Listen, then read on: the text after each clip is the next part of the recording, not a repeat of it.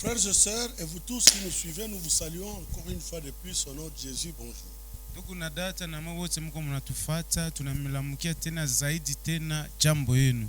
C'est une joie pour nous de vous adresser encore la parole de Dieu en ces jours. Tuko na furaha sana kwetu kumitangazia neno ya Mungu tena siku ya leo. Et notre thème d'aujourd'hui, c'est un thème un peu drôle, mais très capital pour la vie du croyant. Na kishina yetu iko ya mvurugo kidogo lakini ya maana sana maisha ya mwaminifu. C'est quelque chose que beaucoup de gens n'aiment pas entendre, mais nous sommes obligés de parler parce que c'est la révélation de Dieu lui-même. Ni kitu moja batu wapendake kusikiliza, lakini tunapesha kuisema juu ni ufunuo ya kutokelea kwa Mungu. C'est pourquoi aujourd'hui nous allons parler de l'offrande. Ndio maana leo tutasemezea matoleo. Et vous verrez l'importance du dépôt de l'offrande dans la vie du chrétien. Na mtaona maana ya kukia kuacha matoleo mu maisha ya Mkristo. À nos jours, la pratique des offrandes est de plus en plus négligée par les chrétiens d'aujourd'hui. Mu masiku yetu ya leo kuweka tendo ya matoleo iko kitu mwa Mkristo wa leo iko na zarau. Et pendant ce temps, du côté des mouvements mystiques et de toutes sortes d'occultisme, l'offrande est une pratique bien réservée et bien observée aussi, car il n'y a rien dans leur monde qui peut réussir sans sacrifice. Lakini mdunia ingine kusema mkundi ya uchawi, muhusiano au muaguzi yote matoleo ni kitu mwa biko banachunga mzuri na biko banaangalisha mzuri bila kufanya hata kosa fulani. Ils connaissent très bien l'importance de l'offrande dans leur occultisme. Banajua sana mzuri maana ya matoleo ndani ya uaguzi yao. Quand vous regardez l'histoire du roi Balak qui a fait venir le prophète Balaam pour maudire le peuple d'Israël. Kama munaangalia historia ya mfalme Balaki mwalita nabii na Balamu mujuu ya kulainia Israeli. Et le roi Balak voulait que Balaam maudisse Balaam, qui était le prophète de Moab, vienne maudire Israël qui traversait leur territoire. Mfalme Balaki alitaka mfalme Balamu, yeye alikuwa nabii wa Moabu, akialainie Israeli mwalipita ndani ya eneo yabo. C'est ainsi que Balaam demandera au roi Balak de Moab. Njo pale mfalme le prophète Balaam demandera au roi Balak le roi de Moab. Nabii Balamu ataomba mfalme Balaki, mfalme wa Moabu, de présenter à Dieu quelques autels pour l'offrande. Amujengee Mungu mazababu fulani juu ya matoleo. Afin que son Dieu, leur Dieu, puisse directement lui donner la force de détruire Israël. Juu Mungu wabo abapatie nguvu ya kualabisha Israeli. Lisons d'abord dans Nombre 22. Tusome mbele Muhesabu sura yake ya 22. Nous allons lire les 6 premiers versets. Tutasoma mistari yake ya 6 ya kwanza. Les enfants d'Israël partirent et ils campèrent dans les plaines de Moab au-delà du Jourdain vis-à-vis de Jéricho. Na wana wa Israeli walisafiri wakapiga kambi katika inchi sawasawa na sawa ya Moabu ngambo ya Yordani kwa Yeriko. Balak fils de Tsippor vit tout ce qu'Israël avait fait aux Amoréens. Na Balaki mwana wa Sipori aliona yote Israeli aliyotendea wa Amori. Et Moab fut très effrayé en face d'un peuple aussi nombreux.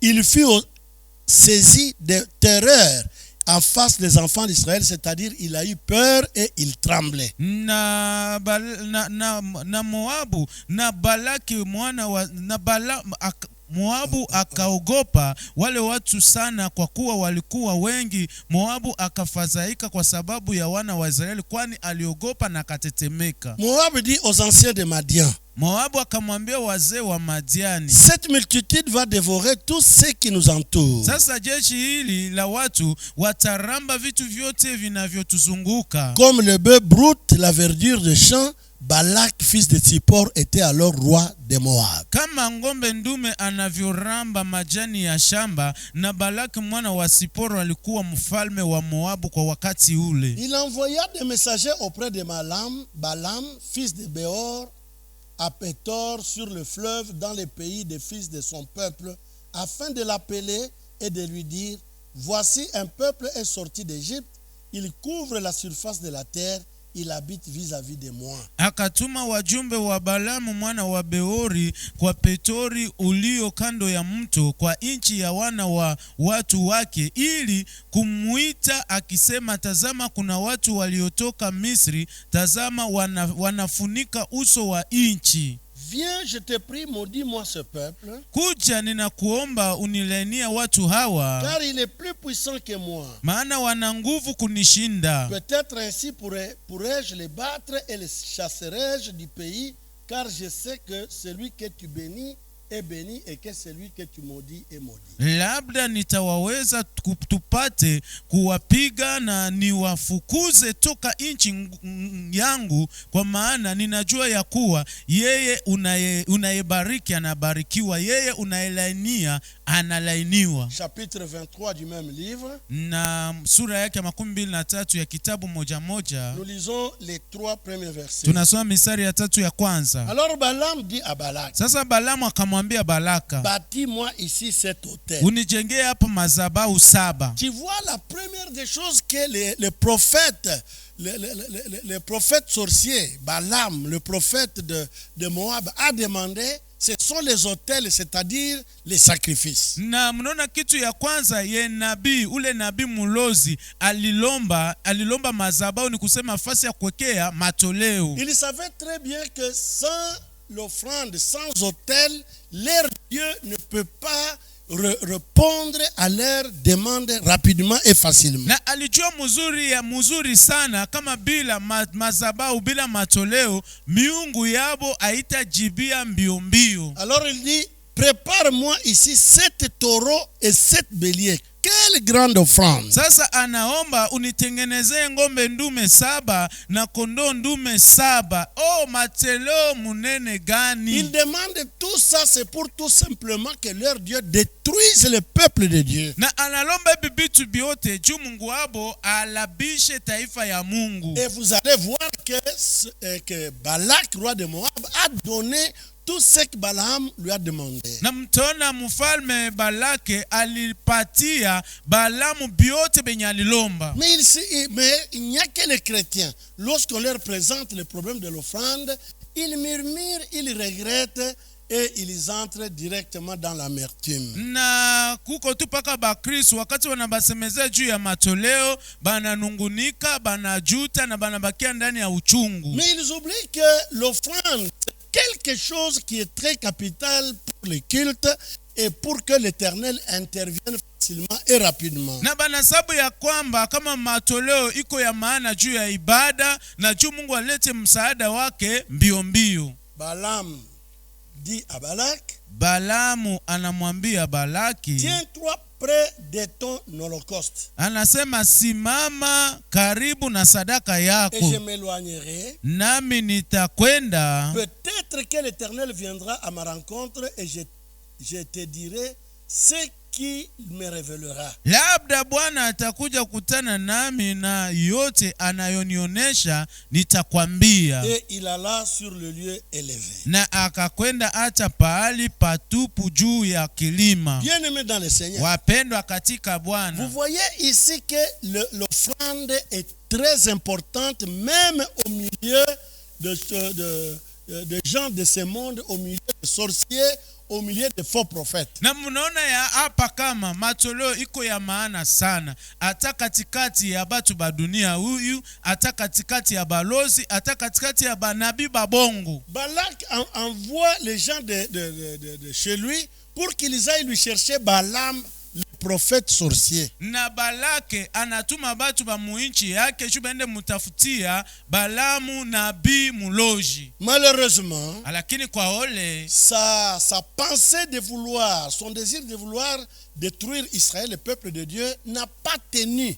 na wazo yake ya kutaka kualabisha taifa ya Mungu Israeli haikuwezekana. Malheureusement pour lui, Lakini kwa ole kwake, son offrande était nulle devant la face de Dieu d'Israël. na matoleo yake ilikuwa ya ovyo mbele ya uso ya Mungu wa Israeli. Cette offrande ne pouvait pas produire des réactions contre Israël, Na ile matoleo haingekuwa na matokeo juu ya Israeli, parce que Dieu était du côté d'Israël et il soutenait son peuple. juu ya nini? Juu Mungu alikuwa ngambo ya Israeli na alikuwa anashikamisha taifa lake. Au chapitre 23 toujours, Mpaka msura ya 23 paka verset 4 à 10, mstari wa 4 paka wa 10, Dieu vint au devant de Balaam Mungu akakutana na Balamu, et Balaam lui dit, na Balamu akamwambia, j'ai dressé 7 autels nimetengeneza madhabahu 7 et j'ai offert un taureau et un bélier sur chaque autel. Quelle offrande merveilleuse! na nimetoa ngombe ndume mmoja na kondoo ndume mmoja juu ya kila madhabahu. Madhabahu, matoleo gani ya maajabu hii! L'Éternel mit des paroles dans la bouche de Balaam et dit, Bwana akatia neno katika kinywa cha Balamu na akasema, retourne vers Balak et tu parleras ainsi. rudi kwa Balaka na utasema maneno haya. Il retourna vers lui Akarudi et kwake, voici Balak se tenait près de son holocauste. na tazama Balaka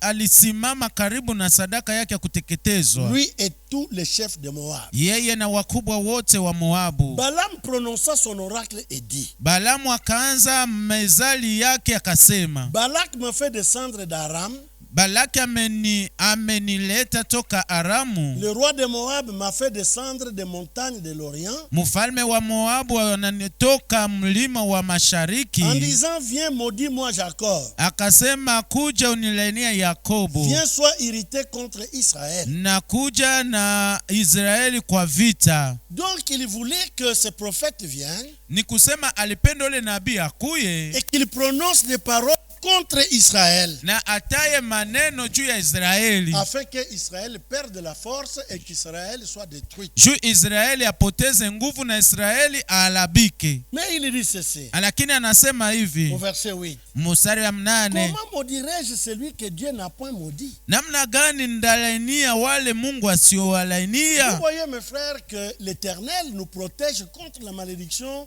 de mauvaises gens de ce monde. Na mnaona hapa wapenda wangu, Bwana iko natulinda juu ya laana ya batu babaya ba mwi C'est dunia. pourquoi la Bible dit, Ndio maana Biblia une inasema malédiction sans cause et sans une malédiction sans cause et sans effet. anasema laana bila sababu iko bila matokeo. Comment serais-je irrité quand l'Éternel n'est point irrité? Namna gani nitasirika wakati Bwana sisirike? C'est pour vous dire, même si les gens se rencontrent à milliers contre toi, Ni juu ya kusema hata kama batu banakutana 1000 juu yako, mais si l'Éternel est de ton côté, tout leur complot n'aura pas d'effet positif sur toi. lakini kama Bwana iko ngambo yabo, mashauri yabo yote haitakuwa na matokeo juu yako. Alors Balaam dit, je les vois du sommet des rochers, Sasa Balamu anasema ninawaona toka kutoka kichwa cha et mwamba, je les contemple du haut des collines. na mina muona juu ya mlima. Ce peuple ici,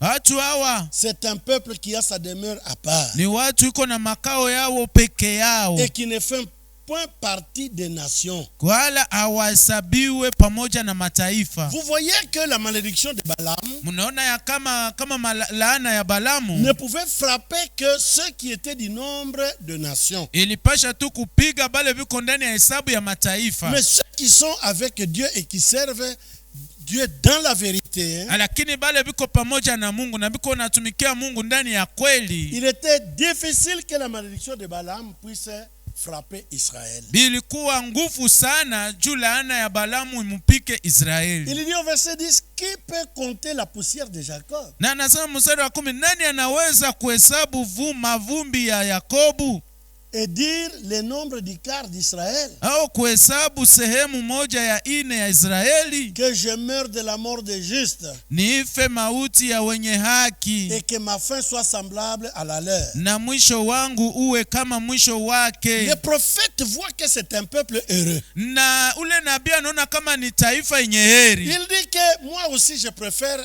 devenir comme eux.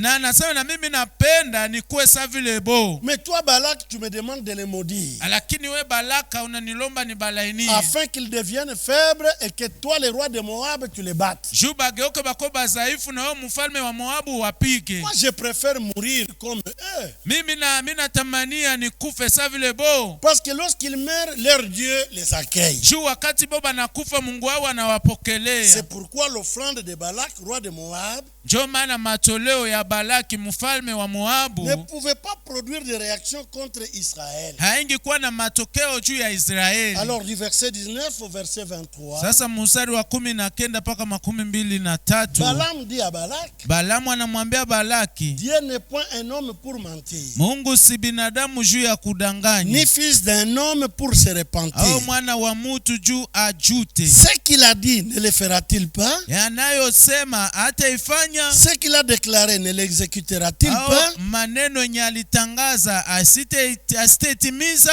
Voici ce que j'ai reçu comme ordre de la part de Dieu. Tazama nimepewa amri ya kutokelea kwa Mungu. Il dit, j'ai reçu l'ordre de bénir, il a béni et je ne la révoquerai point. Anasema nimepokea agizo ya kubariki, alibariki na mimi sitaweza kuigeuza. Il n'aperçoit point d'iniquité en Jacob. Hakutazama uovu katika Yakobo, Il ne voit point d'injustice en Israël. wala hakuona uzalimu ndani ya Israeli. L'Éternel, son Dieu, est avec lui. Bwana Mungu wake ni pamoja naye, Il est son roi, l'objet de son allégresse. na yeye ni mfalme wake, kishina ya furaha yake. Dieu les a fait sortir d'Égypte. Mungu amewatoa toka katika Misri. Il est pour eux comme la vigueur du buffle. Naye ana nguvu kama nguvu za ngombe ya En mwito. conclusion, Balaam dit, Kwa kumaliza, Balamu anasema, l'enchantement, c'est-à-dire la sorcellerie, hakika uchawi ni kusema ulozi ne peut rien contre Jacob, c'est-à-dire contre les enfants d'Israël. haina na uwezo juu ya Yakobo, ni kusema juu ya Israeli. Ni la divination contre Israël. Hata uchawi haina na uwezo juu ya Israeli. Au temps marqué, il sera dit à Jacob et à Israël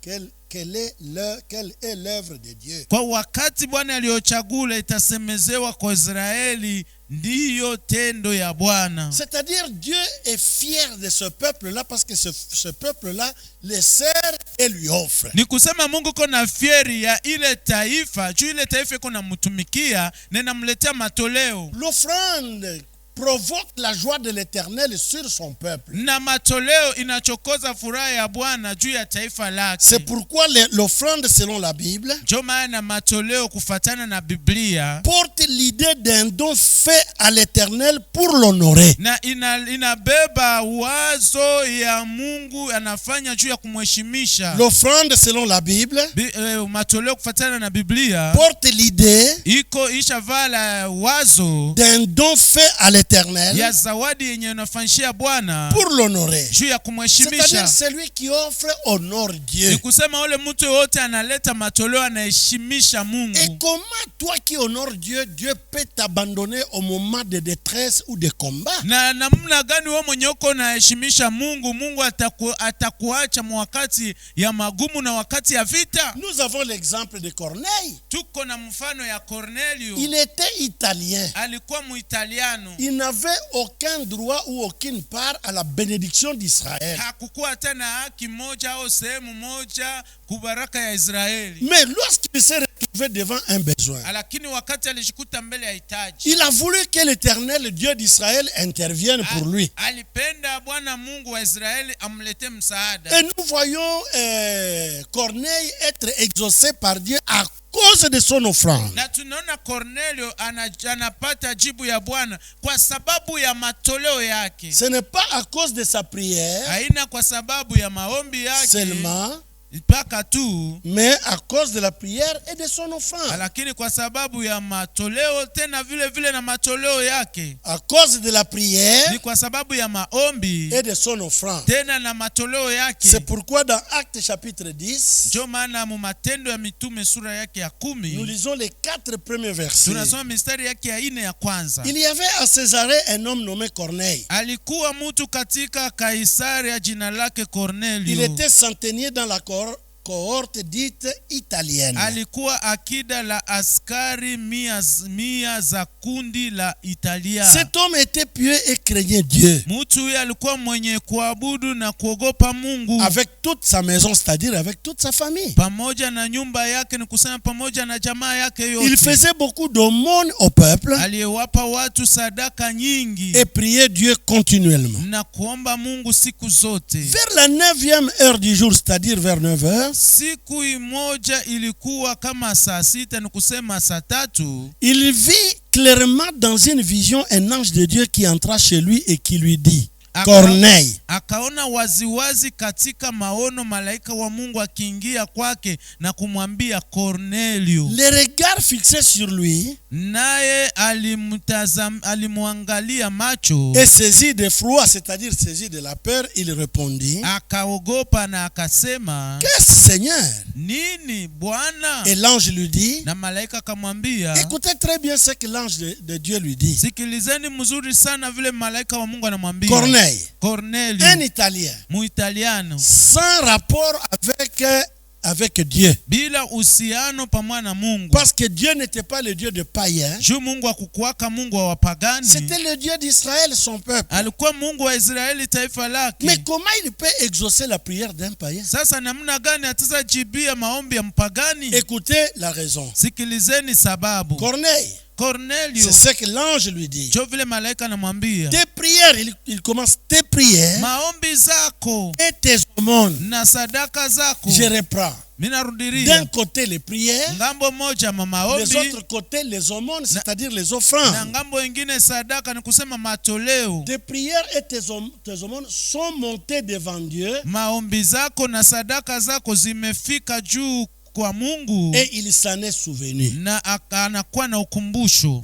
Il s'est souvenu de quoi? Sasa alikumbuka nini? Pas de Corneille parce qu'il était général. Hapana, Corneille alikuwa akida. Il s'est souvenu lorsque Corneille a prié, il s'est souvenu de l'aumône, des offrandes que Corneille donnait, quoique n'étant pas juif. Alikumbuka maombi na masadaka na matoleo yenye Corneille alikuwa na leta ingawa hata kukuwa Muyuda. L'offrande, mes amis, permet à Dieu d'intervenir facilement et rapidement en faveur de celui qui offre. Na matoleo, rafiki zangu, inafanya Mungu alete msaada mbio na kwepesi kwa faida ya ule mwenye analeta matoleo. Lorsque le peuple d'Israël se retrouvait devant une difficulté, wakati taifa Israeli lijikuta mbele ya magumu, comme aujourd'hui le monde entier est en difficulté et en particulier notre pays. Na savile leo dunia yote mzima iko magumu na kwa upekee nchi yetu. Israël aussi rencontrait parfois des difficultés plus graves que les difficultés que nous connaissons aujourd'hui. Na Israeli saa zingine alikuwa nakutana na magumu ya hatari sana, sa vile tunakutana nao leo. Alors Israël courait vite et allait déposer l'offrande sur l'autel de l'Éternel. Sasa Israeli alikuwa nakimbia mbio na nenda kuacha matoleo juu ya madhabahu ya Mungu. Pourquoi? Juu ya nini? Les Juifs connaissaient les secrets des offrandes. Wayuda balikuwa najua siri ziko ndani ya matoleo. Ils savaient que lorsqu'ils offrent à leur Dieu, balikuwa najua wakati wanamtolea Mungu wao, rapidement l'Éternel franchit et fléchit et vient au secours d'Israël. Na mbio Bwana anakunjama na nakuya kumsaada wa Israeli. Nous sommes dans 2 Rois chapitre 3. Tuko mu Wafalme wa pili sura yake ya 3. N'oubliez pas que pour Corneille, na msisahau hapana juu ya Cornelio, que ce n'est pas parce que il a prié, na kama haitaki kusema juu tu aliomba, mais parce que il a aussi fait accompagner sa prière par les offrandes. Lakini juu tu alipeleka kupitia maombi yake matoleo. Et on dit, Corneille, tes prières et tes aumônes sont allées tout droit vers Dieu et il s'est souvenu de toi. Na imesemezewa kama Cornelio, maombi zako na matoleo zako zimeenda zimemfikia Mungu kabisa. Et il s'en est souvenu. Na akakumbuka. Alors nous sommes dans 2 Rois chapitre 3. Sasa tuko mu Wafalme wa pili sura yake ya 3. Nous allons voir là, c'est à la mort du roi Akab. Na hapa tutaona ni wakati ya kifo ya mfalme Ahabu. Alors là, les Moabites se sont révoltés contre Israël. Sasa wa Moabu wakafanya uasi juu ya Israeli. Et les Moabites étaient plus plus puissante qu'Israël. Na Wamoabu walikuwa wa nguvu sana kushindia Israeli. Et Israël va en guerre. Na Israeli anaingia mu vita En passant par le chemin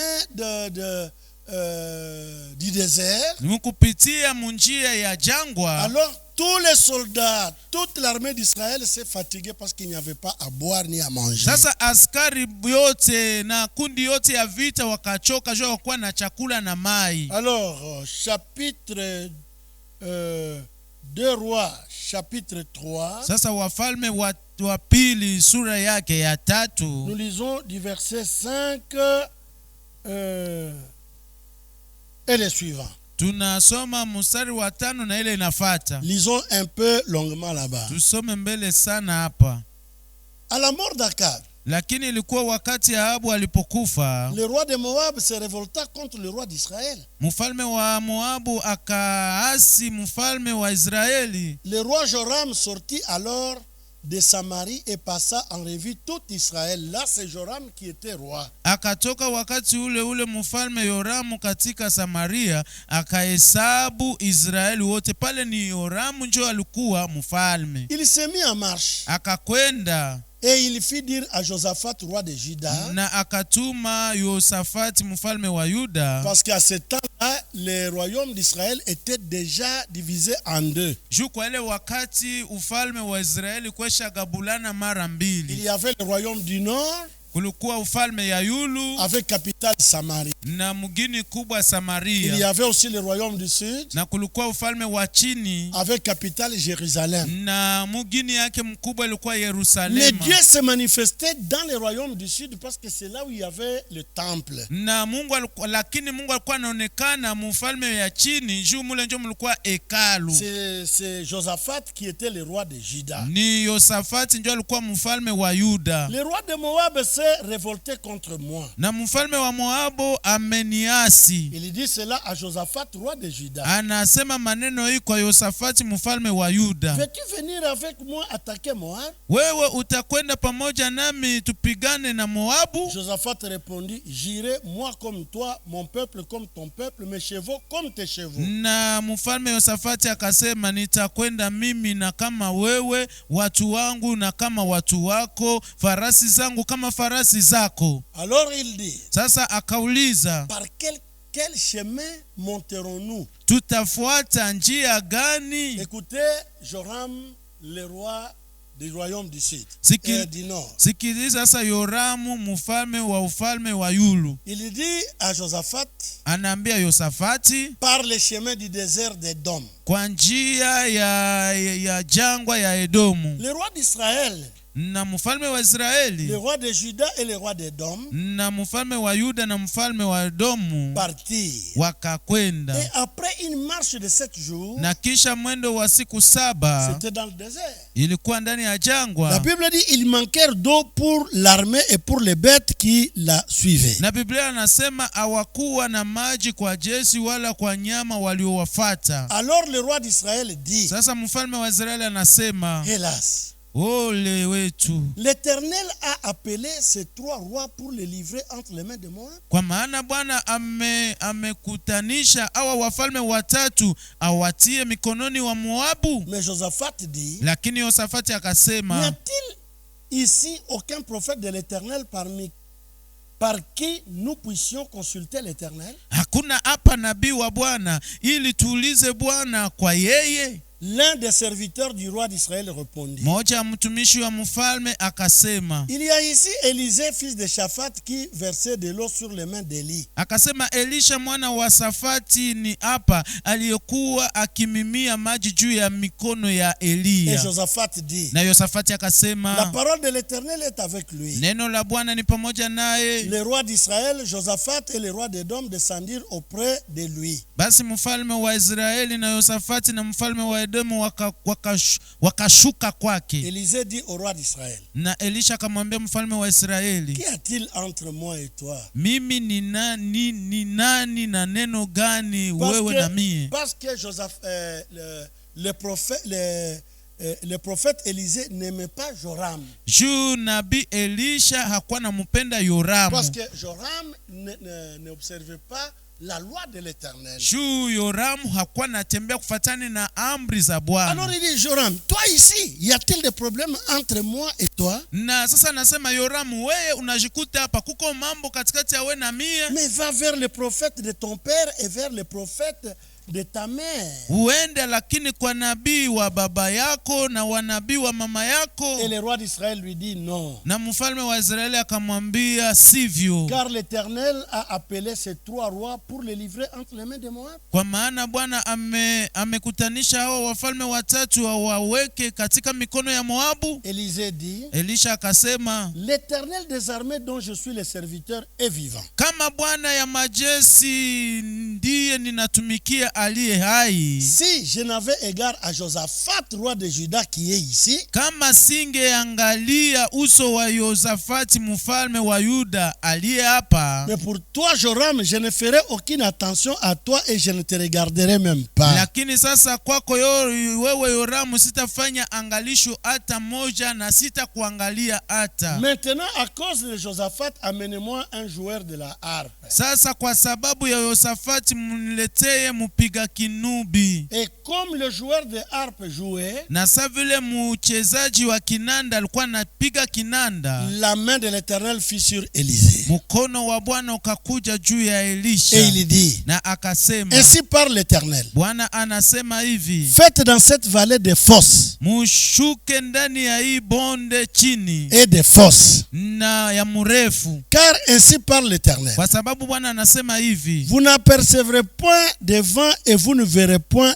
de pluie. hamtaona upepo wala hamtaona mvua. Parce que eux s'attendaient que peut-être le vent viendra et la pluie va tomber, nous aurons de l'eau. Juu baba alikuwa anawazia upepo itakuja na mvula itanyesha kisha tutapata mai. Mais le prophète dit non, vous ne verrez ni vent ni pluie. Lakini nabii anasema hapana, mtaona hata upepo wala mvua. Mais les autres disent nous aurons de l'eau, alors comment? Sasa bengine wanasema tutapata mai namna gani? Mais le prophète dit et cette vallée se remplira d'eau. Lakini nabii anasema bonde hili litajaa maji. Et vous boirez, Nanyi mtakunywa, vous, ninyi vos troupeaux na ngombe et zenu vos bétails. na nyama zenu. Mais cela est peu de choses aux yeux de l'Éternel. Na neno hili ni neno jepesi mbele ya macho ya Il Bwana. livrera Moab entre vos mains. Atatia Moabu mikononi mwenu. Vous frapperez toutes les villes fortes et toutes les villes d'élite. Nanyi mtapiga kila mji mwenye boma na kila mji ulio mzuri. Verset 20.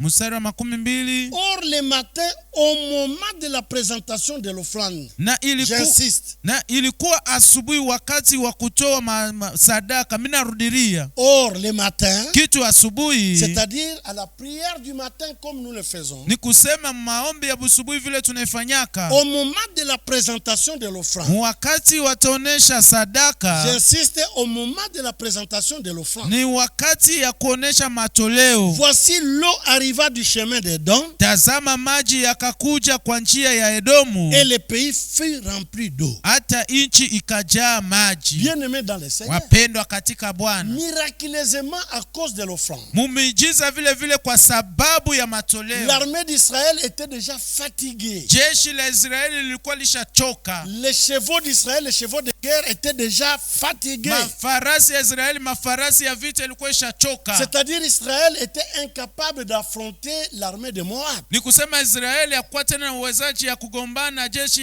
ya Moabu. Mais lorsque Élisée a prophétisé, Lakini wakati Elisha alitabiri, les enfants d'Israël juste le matin, na watoto wa Israeli paka tu busubuhi, quand bien même Élisée a dit vous aurez un miracle, l'eau va remplir. na hata kama Elisha nabii alisema mutapata mujiza moja mai tayala, Mais les enfants d'Israël sont allés vite à l'autel de l'Éternel, ils ont offert. lakini watoto wa Israeli wakaenda mbio mbio kwa madhabahu ya Bwana bakaweka sadaka. Dès qu'ils ont déposé leur offrande sur l'autel de Dieu, Wakati tu waliweka matoleo yabo ku madhabahu ya Mungu, la Bible déclare que l'eau est venue du côté d'Édom, na Biblia inasema waziwazi kama mai katokelea ngambo ya Edomu. alors Dieu a vidé toutes les sources du côté des ennemis d'Israël. Sasa Mungu akamaliza yote machemuchemu ya ngambo ya badui ya Israeli. Et il a rempli les fosses que Élisée leur a demandé de creuser. Sasa na akayalisha ile manjimu yenye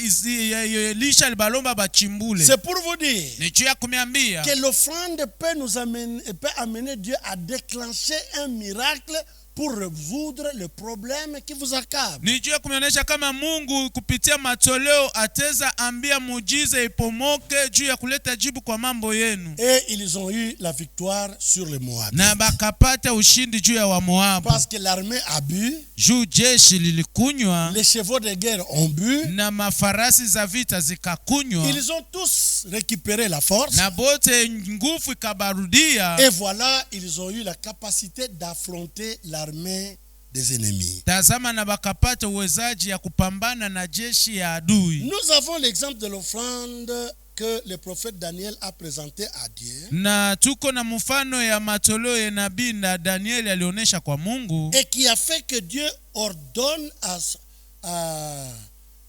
à son serviteur, na yelifanya Mungu aagize juu ya mtumishi wake, c'est-à-dire à son ange, ni kusema kwa malaika wake, de descendre vite afin de répondre à Daniel qui intercédait en faveur de son peuple. Na ashuke mbio mbio juu ajibie Daniel ule mwalikuwa naombea kwa faida ya taifa lake. Je lis la première partie tout simplement de Daniel 9. Na mimi nasoma tu sehemu ya kwanza ya Daniel sura yake ya 9. Et écoutez ce que Dieu a fait lorsque Daniel a offert. Na musikilizeni ile mambo yenye Mungu alifanya wakati Danieli alileta matoleo. La Bible dit à partir du premier verset, na Biblia chapitre 9 de Daniel. Na Biblia nasema hivi tangia mstari wa kwanza ya sura ya 9 ya Danieli. La première année de Darius fils d'Assuérus de la race de Mède, katika mwaka wa kwanza wa Dario mwana wa Ahasuerusi wa uzao wa Medi, lequel était devenu roi du royaume de Chaldéens, aliyeweka mfalme juu ya ufalme wa Wakaldea. La première année de son règne, na mwaka wa kwanza wa utawala wake, moi Daniel, j'ai vu par les livres qu'il devait s'écouler 70 ans pour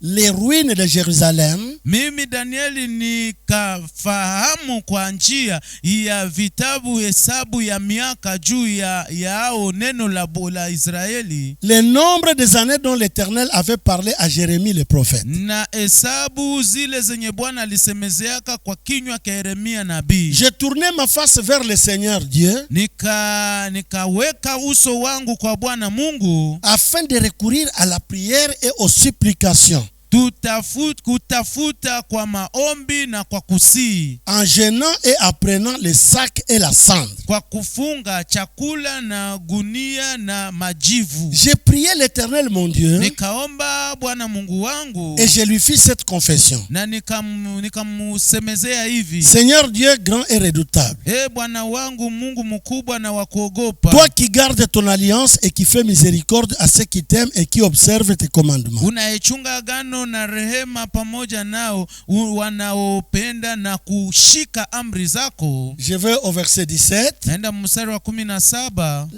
Maintenant donc, ô notre Dieu, basi sasa Mungu wetu, écoute la prière et les supplications de ton serviteur. Sikiliza maombi ya mtumishi wako na kusihi kwake. Et pour l'amour du Seigneur, fais briller ta face sur ton sanctuaire dévasté. Na uangazie uso wako juu ya pahali pako patakatifu kwa sababu ya mapendo yako. Mon Dieu, prête l'oreille et écoute. Mungu wangu, tega sikio lako na usikie. Ouvre les yeux et regarde nos ruines. Fungua macho yako na tazama ukiwa wetu. Regarde la ville sur laquelle ton nom est invoqué. Na muji ulioitwa kwa jina lako angalia. Car ce n'est pas à cause de notre justice que nous te présentons nos supplications. Maana atulete kusihi kwetu mbele yako kwa sababu ya haki zetu. C'est à cause de tes grandes compassions. Lakini ni kwa sababu ya rehema zako kubwa. Seigneur, écoute, Seigneur, pardonne. Bwana sikia, Bwana Seigneur, samehe. sois attentif, agis et ne tarde pas. Bwana sikiliza na kufanya usikawie. Et écoute, agis et ne tarde pas. Ni kusema sikiliza, tenda na usikawie. Par amour pour toi, oh mon Dieu. Kwa ajili yako mwenyewe, Mungu Car wangu. ton nom est invoqué sur ta ville et sur ton peuple. Kwa sababu jina lako linaitiwa juu ya mji wako na juu ya jina lako. Maintenant écoutez. Sikiliza sasa. J'ai parlé encore, j'ai prié. Na wakati nilipokuwa nikisema na kuomba, J'ai confessé mon péché et le péché de mon peuple d'Israël. na kukiri zambi zangu na kukiri zambi za taifa langu Israeli. J'ai présenté mes supplications à l'Éternel mon Dieu. Na kuleta kusii kwangu mbele ya Bwana wangu Mungu. En faveur de la sainte montagne de mon Dieu. Kwa ajili ya mlima mtakatifu wa Mungu wangu. J'ai parlé encore dans ma prière. Ndivyo wakati nilipokuwa nikisema katika maombi yangu. Quand l'homme Gabriel que j'avais vu précédemment dans une vision s'approcha de moi d'un vol rapide. Wakati mtu yule Gabrieli niliyoona katika maono yangu kwanza akirushwa upesi aliniangusha. Il a demandé que Dieu intervienne rapidement. Aliomba Mungu alete msaada mbio mbio. Dieu donne rapidement l'ordre à l'ange Gabriel. Na Mungu anapatia agizo mbio mbio kwa malaika Gabrieli. À quel moment? Kwa wakati gani? Au moment de l'offrande du soir. Kwa wakati ya matoleo ya magharibi. C'est-à-dire juste Daniel priait, Dieu n'agissait pas. Ni kusema Danieli alikuwa tu naomba lakini Mungu hakutenda. Il entendait les prières de Daniel. Alikuwa nasikiliza maombi za Danieli. Mais au moment de l'offrande du soir. Lakini muwakati za matoleo za magharibi. C'est-à-dire au moment du culte du soir lorsque le peuple offre à l'honneur de Dieu. Ni kusema muwakati ya ibada ya magharibi, wakati taifa inatoa kwa heshima ya Dieu Mungu. voit seulement l'offrande, il dit à Gabriel, va vite et parle à Daniel. Na Mungu anaona tu matoleo, anaambia Daniel kwenda mbio na useme kwa Daniel. Alors l'ange m'instruisit et s'entretient avec moi, il me dit. Sasa malaika akasema na mimi na akaniambia. Daniel, je suis venu maintenant pour ouvrir ton intelligence. Daniel, nimekuja sasa juu ya kufungua akili yako. À cause de l'offrande, Dieu donne la mission à l'ange pour aller parler avec Daniel. Na kwa sababu ya matoleo Mungu anapatia utumi malaika juu aende asumbulie na Danieli. Il dit lorsque tu as commencé à prier, sasa wakati ulianza tu maombi, la parole est sortie. Neno likatoka. Et je viens pour te l'annoncer. Na mimi nakuja kukutaia Car tu es un bien-aimé. Kwa sababu kwa mpendwa Sois sana. attentif à la parole et comprends la vision. Kwa sababu hii fikiri maneno haya na kufahamu maono. 25. Sache-le donc. Ujue basi ya et comprends. Na kufahamu. Depuis le moment où la parole a annoncé que Jérusalem sera rebâtie jusqu'à l'Orient, jusqu'à loin. Tangu siku neno lilitangaziwa kama Yerusalemu hata itajengululwa tangia mashariki paka kaskazini. Au conducteur, il y a 7 semaines, dans 62 semaines, les places et les fossés seront rétablis, mais en des temps fâcheux. Na kwa kiongozi ndiko litajengewa 72, njia ya 72. Même à ces temps fâcheux. Hata mwale wakati mbaya. Même à ces temps. Hata mwai wakati mbaya. Peuple de Dieu, taifa ya Mungu, apprenons tous à aller vers l'autel de l'Éternel, pas prier seulement ni intercéder. Tujifunze chebote kwenda kumazabao ya Bwana, haina paka kuomba na kuombea. Aujourd'hui, le peuple a négligé cette étape très importante du culte. Na leo taifa ilishazarau ile hatua moja ya maana sana ya ibada. Quel que soit le niveau de nos prières ou de nos demandes. Ingawa hatua ya maombi zetu na kusii kwetu. L'offrande est très importante pour permettre à Dieu d'intervenir promptement en notre faveur. Na matoleo ni kitu moja ya maana sana yenye kuna ruhusu Mungu atende mbio mbio kwa faida yetu. Bien-aimé, au temps de l'offrande, wapendo wangu mwakati ya matoleo, Dieu dit à l'ange Gabriel, va vite vers Daniel. Na Mungu anaambia malaika Gabriel, wende mbio mbio muone Danieli. Et voilà, ils ont parlé avec Daniel. Daniel a compris le plan de Dieu. Na tazama bakasumburia na Daniel, na Daniel akaelewa mpango ya Mungu. Mais toi tu restes et même les offrandes ne te disent rien. Na lakini wewe unabakia hata matoleo haikwambie kitu. Et tu dis toujours, je suis là, j'intercède. Na uko natuambia kila mara tu niko pale na niko naombea. Non, non, que t'as pris, n'oubliez pas pour Corneille. Na hapana musisabu juu ya Cornelio. Corneille, ta prière maombi yako et ton offrande na matoleo yako sont montés vers le trône, zilipanda kumazabau, et l'Éternel s'est souvenu de toi. na wa milele anakukumbuka. Que Dieu bénisse cette parole. Bwana abariki neno hili. Devant devant ce fléau ici qui dérange, Mbele ya ipigo hapa nyeko na zuru, moi je crois que nous, enfants de Dieu, mimi naaminia kama she watoto wa Mungu, nous devons aussi nous appliquer à offrir à Dieu. tunapasha na shi kufanya nguvu yetu kumtolea Mungu. Nous prions, Tuombe, nous prions, tuombe, nous prions tuko naomba et nous offrons. na tunaleta matoleo. C'est ainsi que l'Éternel peut rapidement intervenir et facilement aussi. Jo pale Bwana ateza leta msaada mbio mbio na kwepesi tena. Que Dieu bénisse sa parole Na Mungu abariki neno lake, et que cette parole nous aide. na hii neno itusaidie Au nom de Jésus-Christ, katika jina la Yesu prions Kristo. le Seigneur. Tuombe Bwana. Éternel, nous disons merci Bwana tunakwambia asante pour cette parole qui nous révèle les grands secrets des offrandes. kwa hii neno inatufunulia siri kubwa za matoleo. Ce n'est pas seulement par la grandeur de nos prières, Haina tu paka kwa bunene ya maombi yetu, mais il faudra que nos prières soient soutenues aussi par nos offrandes. lakini naomba tena maombi zetu zishikamishwe na matoleo. C'est ça le secret de Corneille. Jo siri zile za Cornelio. Je dis encore, il était italien, il n'était pas juif. Na mimi nasema tena kama alikuwa muitaliano asikukuwa muyuda, Il n'avait aucune part à la bénédiction d'Israël. hakukuwa tena sehemu moja kubaraka ya Mais Israeli. lorsqu'il s'est mis à prier Dieu Lakini wakati alijiweka kumomba Mungu en offrant, mukuleta matoleo, l'ange dit à Corneille, malaika anamwambia Cornelio, Cornelio, tes prières maombi zako d'un côté ngambo moya et tes offrandes na matoleo sont zako montées ensemble vers Dieu, zilipanda pamoja kwa Mungu, et il s'est souvenu de toi. na akakukumbuka. Faisons cela pour que Dieu se souvienne de nous. Tufanyani ile juu Mungu Que atukumbuke. Dieu nous bénisse tous au nom de Jésus-Christ. Mungu atubariki shie bote katika jina la Yesu Kristo. Amen. Amen.